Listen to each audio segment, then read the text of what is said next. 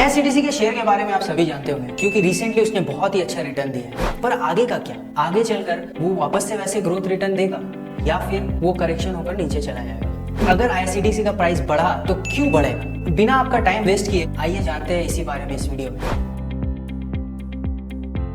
तो money control के एक रिपोर्ट के अनुसार मिनिस्ट्री ऑफ रेलवे ने ये डिसीजन लिया है कि हमारे जो रेलवे वैगन्स हैं जो कि अभी एग्जिस्टिंग 3,20,000 है उसमें और 1 लाख वैगन्स को ऐड करेंगे 2024-25 तक। हमारे जो एग्जिस्टिंग वैगन्स हैं वो 1500 मिलियन टन के फ्रेट को आदान प्रदान करने में हेल्प करते थे, लेकिन गवर्नमेंट ने ये इनिशिएटिव इसीलिए लिया है ताकि ये फ्रेट लोडिंग का आदान प्रदान 1500 मिलियन टन से बढ़कर 2000 मिलियन टन हो जाए।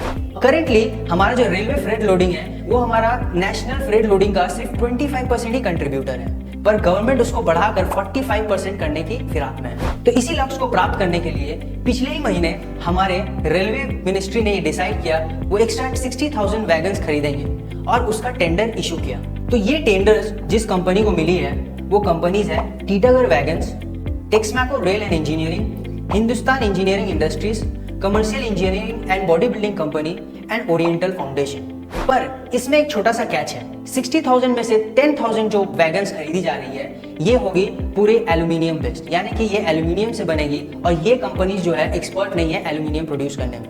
तो वो 10,000 का टेंडर यानी कि 60,000 से 50,000 टेंडर इन कंपनियों को मिली है और 10,000 जो टेंडर है वो मिली है बेस्को limited wagon division and Hindalco. और ये जो दो कंपनियां हैं ये एल्यूमिनियम प्रोडक्शन में सक्षम है। ये डेटा को देखकर आप ये सोच रहे होंगे अरे भाई तुमने तो वीडियो के शुरुआत में शेयर प्राइस की बात की थी, ये सब क्या दिखा रहे हो, ये तो मेरे समझ के बाहर है। घबराइए मत, हम उसी में आ रहे हैं। रेलवे का कोर बिजनेस फ्रेट्स कैरियज है, तो जितना वैगन्स बढ़ेगा उतना फ्रेट्स कैरियज बढ़ेगा और जितना फ्रेट्स कैरियज बढ़ेगा उतना रेलवे का रेवेन्यू बढ़ेगा और रेवेन्यू बढ़ने से प्रॉफिटेबिलिटी बढ़ने की भी बहुत ज्यादा चांसेस होती है। और जो एक शेयर का मार्केट वैल्यू होता है वो हेविली डिपेंड करता है एक उसके फंडामेंटल्स पे, और फंडामेंटल्स हेविली डिपेंड करता है उस कंपनी के रेवेन्यू और प्रॉफिटेबिलिटी से। तो इससे हम यही कंक्लूड कर सकते हैं कि इससे आईआरसीटीसी की रेवेन्यू बढ़ेगी, प्रॉफिट बढ़ेगी और उसी के चलते डायरेक्टली या इनडायरेक्टली शेयर प्राइस भी बढ़ सकता है। तो अगर आप ये सोच रहे थे कि शेयर प्राइस का बुल रैली खत्म हो गया है तो शायद आप गलत भी हो सकते हैं, सही भी हो सकते हैं। लेकिन अगर हम कंपनी के इस एस्पेक्ट को देखें तो एनालिसिस के हिसाब से शेयर प्राइस बढ़ सकती है। तो